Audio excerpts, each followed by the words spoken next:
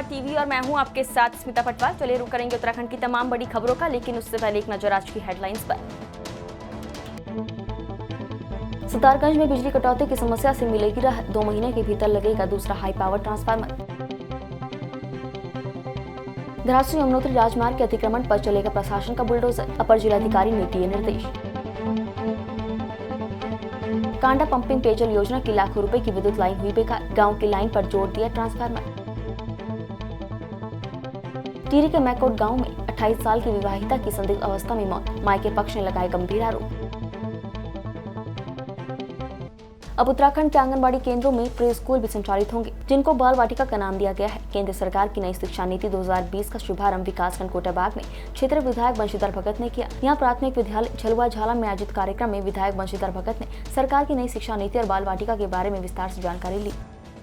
केंद्र सरकार ने एक शिक्षा पर नई नीति का आगाज किया है, नई शिक्षा नीति करके उन्होंने किया है। तो वो अभी फील्ड में नहीं था, अब आज से उत्तराखंड पहला राज्य है देश का जो इसको लागू कर रहा है। इसके तहत जो हमारी आंगनबाड़ियां हैं उनको भी सरकारी स्कूल की तरह सम्मिलित करके बाल वाटिका का नाम देकर उसमें छोटे बच्चे 3 साल 4 साल 5 साल के बच्चों को पढ़ाने का कार्य करेंगे और फिर उसके बाद वो रेगुलर स्कूल में रूटीन में आ जाएंगे। सरकार ने सन 1986 के बाद अपनी नई शिक्षा नीति 36 वर्ष बाद लागू की है और नई शिक्षा नीति में 3 वर्ष पूरी कर चुके हैं बच्चों को शिक्षा विभाग के साथ ही प्राथमिक शिक्षा देने का लक्ष्य रखा गया है। और उत्तराखंड आज देश का पहला राज्य बन गया है जो नई शिक्षा नीति को लागू करने जा रहा है। आज पूरे प्रदेश में बाल वाटिका का उद्घाटन हो रहा है। स्वयं मुख्यमंत्री जी देहरादून से इसका शुभारंभ कर रहे हैं और हमारे विकासखंड कोटाबाग में आदरणीय विधायक जी इस विद्यालय के प्रांगण राजकीय प्राथमिक विद्यालय झलुआ झाला से इस बाल वाटिका केंद्र का आरंभ कर रहे हैं। खबर चमोली जिले के कर्णप्रयाग से है, जहां मंगलवार रात हुई बारिश के चलते जगह जगह भूस्खलन हो गया। कर्णप्रयाग बद्रीनाथ नेशनल हाईवे उमटा धार के पास पहाड़ी से मलबा आने से 2 पोकलेन मशीन इसकी चपेट में आ गई और एक ढाबे को भी नुकसान हुआ है। वहीं हाईवे के बंद होने से दोनों छोर और वाहनों की लंबी लाइनें लग गई। बारिश के चलते कर्णप्रयाग सुभाष नगर पैदल मार्ग भी बंद हुआ है। कर्णप्रयाग नोटी मोटर मार्ग भी मलबा आने से बंद पड़ा हुआ है। कर्णप्रयाग बद्रीनाथ नेशनल हाईवे लंगासू चौकी के पास बंद पड़ा हुआ है, जबकि रात को हुई बारिश से ITI गेट के समीप कुछ घरों में पानी घुस गया।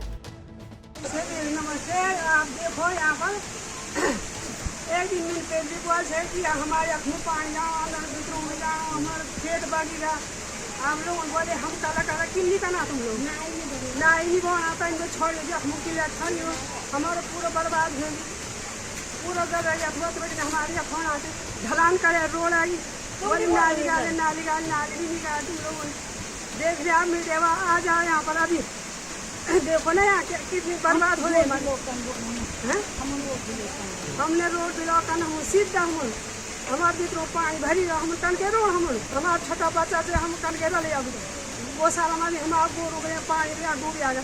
मलमा कल रात जो ये अतिवृष्टि हुई यहाँ पे तो लगभग अनुमानित 2 बजे के आसपास जो मलमा यहाँ पे ऊपर से स्लाइडिंग हुई है, ऊपर से वहाँ से होकर के पूरे पत्थर वगैरह आ गए यहाँ पे, दुकान में जो है दब चुकी है। यहाँ पे यहाँ पे ढाबा था जो सीजनल चलाता है भाई, तो इसका जो ढाबा जो है पूरा तहस नहस हो गया इससे। ये बद्रीनाथ देखने के लिए आए थे, जब रास्ते में आए तो सब दिक्कतें थोड़ा था, लेकिन यहाँ तो ऊपर से पानी पड़ने से बारिश पड़ने से पूरा रास्ता खराब हो गया। पहाड़ों से ऊपर मिट्टी सब गिर के रास्ता पूरा बंद हो गया, बहुत दिक्कत हो रही है जाने के लिए। अब खबर जनपद उधम सिंह नगर के सितारगंज से है, जहां कैबिनेट मंत्री और विधायक सौरभ बहुगुणा ने सामुदायिक स्वास्थ्य केंद्र का औचक निरीक्षण किया।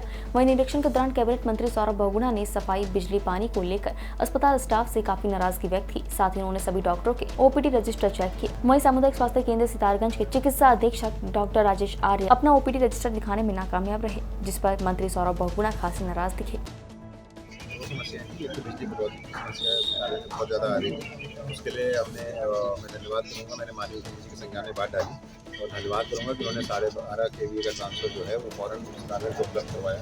उसके कनेक्शन ऑलरेडी चल रहे हैं और उसके लगने से और उसके ऑपरेशन से बहुत ज़्यादा बिजली की कटौती होगी। कल मैंने एक न्यूज़ भी देखी और सत्तारगंज अस्पताल में लाइट शॉर्ट की वजह से इन्होंने जनरेटर नहीं चलाया और जो मैटर्निटी वार्ड है वहाँ पे जो हमारी प्रेगनेंट लेडीज़ थी, बहनें थी, वो सब बाहर बैठी थी, गर्मी बैठी थी, ना लाइट थी ना पंखा चल रहा था। और वो रिपोर्ट देखने के बाद मैं कल यहाँ पर स्वयं आज आया हूँ और मैंने जो भी अधिकारी इसके लिए जिम्मेदार है उसके ऊपर स्ट्रिक्ट एक्शन लिया जाएगा। हम कोई भी तरीके से कोताही नहीं बरती जाएगी अस्पताल के अंदर। हमारी कोशिश ये है कि पब्लिक को सुविधा मिले, पब्लिक को अस्पताल है उसकी सुविधा पब्लिक को मिलनी चाहिए, सुविधाएं होनी चाहिए अस्पताल के अंदर। अभी जैसे कि मुझे पता चला कि पानी की व्यवस्था यहाँ पर सुचारू रूप से नहीं चल रही, तो मैंने अपने स्तर से यहाँ पर पानी की व्यवस्था करवाने के लिए आदेश दे दिए। अब खबर जनपद बागेश्वर से है, जो राज्य सरकार द्वारा IAS रीना जोशी को बागेश्वर जिले का नवनियुक्त जिलाधिकारी बनाने के बाद मंगलवार को IAS रीना जोशी ने बागेश्वर का कार्यभार ग्रहण कर लिया है। IAS रीना जोशी इससे पूर्व सचिवालय स्तर पर अपर सचिव ग्राम में कृषि और कृषक कल्याण की जिम्मेदारी संभाल रही थी। राज्य सरकार ने पहली बार IAS रीना जोशी को कुमाऊं क्षेत्र के पहाड़ी जनपद बागेश्वर की जिम्मेदारी दी है। उत्तराखंड में एक पलायन बहुत बड़ी समस्या है। यहाँ बागेश्वर में भी लगभग 34 गाँव पलायन प्रभावित है। तो मेरी प्रायोरिटी रहेगी कि हम विलेज लेवल प्लान बनाने का प्रयास करें ताकि इन विलेजों का एक समेकित विकास हो सके, सो दैट जो पलायन करके इस गांव को छोड़कर जा चुके हैं वो लोग वो वापस आए और जो लोग वहाँ पर रह रहे हैं वो पलायन ना करें, मतलब रिवर्स पलायन का भी को बढ़ावा दें। इसलिए मेरी पहली प्रायोरिटी रहेगी। दूसरा, यहाँ पे चिकित्सा सुविधाओं का काफ़ी अभाव है, तो मैं खासकर यहाँ पे CT स्कैन और MRI जैसी सुविधाओं, मूलभूत सुविधाओं की कमी है, तो मेरा प्रयास रहेगा कि इन सुविधाओं को यहाँ पर इन आधारभूत सुविधाओं का विकास किया जा सके ताकि यहाँ के लोगों को यहीं पर चिकित्सीय सुविधाओं का लाभ मिल सके। खबर जनपद हरिद्वार के खानपुर से है, जहां नारसन ब्लॉक की ग्राम पंचायत 84, जबरदस्तपुर और जैनपुर झंझेड़ी में यदि आरक्षण में कोई संशोधन नहीं हुआ तो दोनों गांव के लोग पहली बार दलित को प्रधान चुनेंगे। दोनों गांव को इस बार अनुसूचित जाति के लिए प्रधान पद आरक्षित किया गया है। प्रधान पद आरक्षित होने से प्रधानी का सपना पालने वाले संभावित दावेदारों के लिए बड़ा झटका माना जा रहा है। सब बच्चों का आप देख सकते हैं, गांव के छोटे बड़े सब यहाँ लोग मौजूद हैं। बहुत खुश हैं लोग। हमें पहली बार मौका मिलने जा रहा है सरकार बनने के बाद। माफ़ की जाए, जब से देश में हमारे यहाँ चुनाव प्रक्रिया शुरू है, ग्राम पंचायत का गठन हुआ है, तब से हमारे यहाँ केवल अदर समाज या जनरल कास्ट के चुनाव आते हैं। ऐसे समाज में पहली बार यहाँ इलेक्शन होने जा रहा है और ऐसे समाज बहुत ज़्यादा खुश है। सरकार के लिए तो बहुत बहुत धन्यवाद। बहुत ज़्यादा हम बार बार आभारी रहेंगे उत्तराखंड सरकार के कि इन्होंने कम से कम सरकार ने किया ग्राम पंचायत का चुनाव जब से हो रहा है आने के बाद पहली बार हम लोगों को मौका दिया है। ऐसे एक पास का गाँव 84 जबरदस्तपुर, उनको भी पहली बार मौका मिलने जा रहा है। गांव की राजनीति में या देश की राजनीति में हम लोग भागीदारी करेंगे, तो बहुत अच्छा लग रहा है जी। आज़ादी के बाद इन्हें मौका मिला और हम इससे पूरे पक्षधर हैं। ठीक है जी। और कुछ क्या पूछना था वो सामाजिक कैंडिडेट होगा उसका पूरा सहयोग करेंगे। ठीक है। रही बात पढ़ा लिखा था हर आदमी की जी यहाँ से, लेकिन उसके विचार अच्छे हों, सामाजिक सबको साथ लेकर साथ चलता हो, उसका सहयोग करेंगे पूरा। ठीक है जी। पूरा हर तरीके का सहयोग होगा इन्हें, पूरा धन बल हर तरीके से। ठीक है जी। पहले तो मैं आपके माध्यम से आपका बहुत बहुत धन्यवाद कहना चाहूँगा। और अगर मेरे हिसाब से देखा जाए तो बहुत अच्छा हुआ है, क्योंकि ऐसे समाज के लोगों को भी एक बार मौका देना चाहिए। और जो चुनाव आयोग का ये फैसला है, मैं इसका स्वागत करता हूँ। कैंडिडेट जो भी हो, शिक्षित पढ़ा लिखा हो कैंडिडेट, और हम उसी का समर्थन करेंगे जो पढ़ा लिखा होगा और गांव को मतलब राजनीति के हिसाब से बांट के ना चले, बल्कि गांव को जोड़ के चले और गांव को एक अच्छी राह दिखाए और गांव का नाम हो ज़िला हरिद्वार में। गांव के कार्यों को लेके मैं ये उम्मीद करता हूं कि जो भी गांव वासी इस बार कैंडिडेट चुनेंगे वो पढ़ा लिखा ही चुनेंगे, और ताकि गांव वालों को और समाज वालों को उससे लाभ ले सके वो कैंडिडेट से।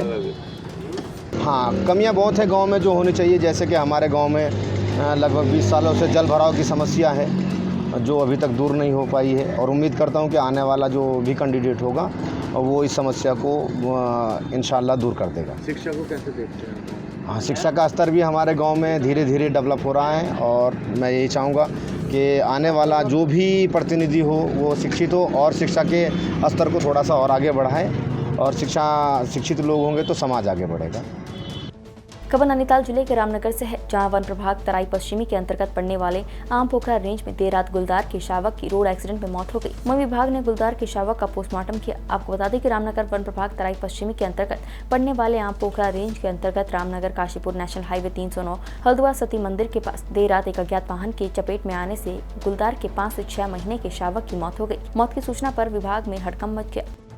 ये एक फीमेल लेपर्ड कब है और उम्र करीब इसकी 5 से 6 महीने के बीच में है और ये एक रोड किल है जो कि नेशनल हाईवे जो है काशीपुर वाला उससे मिला है ये आम पोखरा में।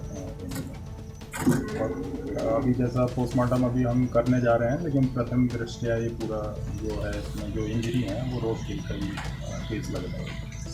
अब खबर जनपद टिहरी से है, जहां तहसील बालगंगा के पट्टी कीमर स्थित मायकोट गांव में एक महिला का शव संदिग्ध परिस्थितियों में पेड़ पर फांसी पर लटका मिला। मामले में मृतका के मायके पक्ष ने उसके पति समेत अन्य लोगों पर हत्या के गंभीर आरोप लगाए हैं। इतना ही नहीं, मृतका के मायके पक्ष का आरोप यह भी है मृतक महिला के ससुराल पक्ष मृतक महिला का शव बिना मायके पक्ष की उपस्थिति में फांसी से निकालकर सामुदायिक स्वास्थ्य केंद्र बैलेश्वर मोर्चे में रखने के लिए ले गए। वहीं फिलहाल महिला के मायके पक्ष इंसाफ की गुहार लगा रहे हैं। मेरे जी क्या चाहते हैं आप लोग? मैं ये चाहता हूँ मेरे वो जो नाती हैं वो यहाँ आने चाहिए, वो ही गवाही देगा सर, वो लड़की को गवाही देगा। इन लोगों ने जो मेरी लड़की को मार रखा है वो नाती मेरा गवाही देगा और वही वो सजा में उसको कड़ी सजा होनी चाहिए। लड़की बाबा सब दाने कर तो मेरी बेटी दाड़े कोई मैं इनके बोलते जा कोई बात नहीं वह जा लूँ।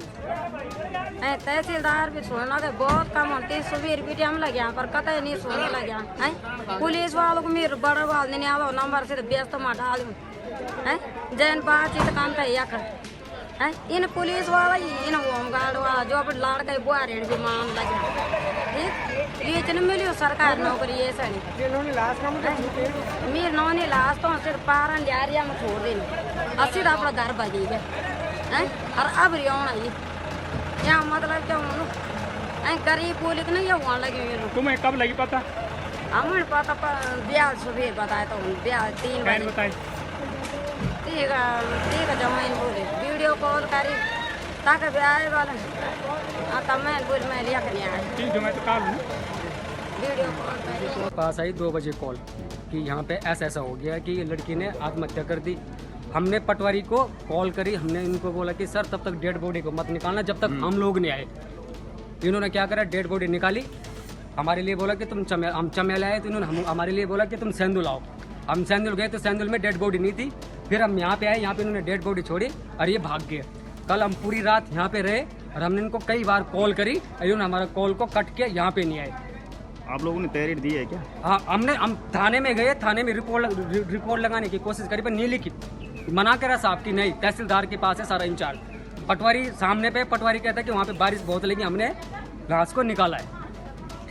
खबर पौड़ी जिले के सतपुली से है, जहां 30 साल पुरानी कांडा पंपिंग पेयजल योजना जिससे लगभग 15 गांव सहित इंटर कॉलेज, 3 प्राथमिक विद्यालय, 5 आंगनबाड़ी केंद्र लाभान्वित होते हैं। जल निगम संस्थान द्वारा इस पंपिंग योजना के लिए अलग विद्युत लाइन स्थापना के समय से ही बनाई गई है, लेकिन विगत 7 दिन पहले इस योजना का विद्युत ट्रांसफार्मर फूक गया तो विभाग और ठेकेदार ने नए ट्रांसफार्मर को ग्रामीण क्षेत्रों में जाने वाली लाइन से जोड़ दिया, जबकि जल संस्थान की जो लाइन है वो अब बेकार पड़ी है। इस मामले में विद्युत विभाग के अधिशासी अभियंता का कहना है कि वो अभी SDO सतपुली से बात करेंगे, अगर ऐसा हुआ तो कार्यवाही होगी। अब खबर उत्तरकाशी जिले से है, जहां धरासू यमुनोत्री राष्ट्रीय राजमार्ग नेशनल हाईवे 135 पर हो रहे अतिक्रमण पर प्रशासन का बुलडोजर चलना तय हो गया है।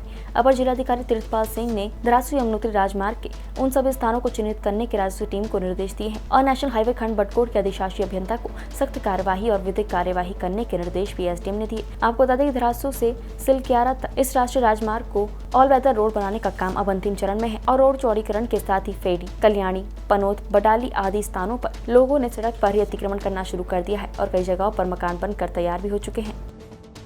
सितारगंज में लगातार हो रही बिजली की कटौती को लेकर शहरवासी पिछले 2 महीने से खासे परेशान हैं। हर रोज लगातार 10 से 12 घंटों की विद्युत कटौती से इस भीषण गर्मी ने आम जनजीवन अस्त व्यस्त कर दिया है। लगातार बिजली आपूर्ति को देखते हुए और हर रोज बिजली घर पर हो रहे विरोध प्रदर्शन और शिकायतों के बाद आखिरकार सितारगंज बिजली घर में एक ट्रांसफार्मर को लगा दिया गया है। SDO सितारगंज के अनुसार अतिरिक्त लगाए गए ट्रांसफार्मर के बाद ट्रांसफार्मर की पावर 10 AMP से बढ़कर 12.5 AMP हो गई है, जिससे विद्युत कटौती में कुछ सुधार होगा।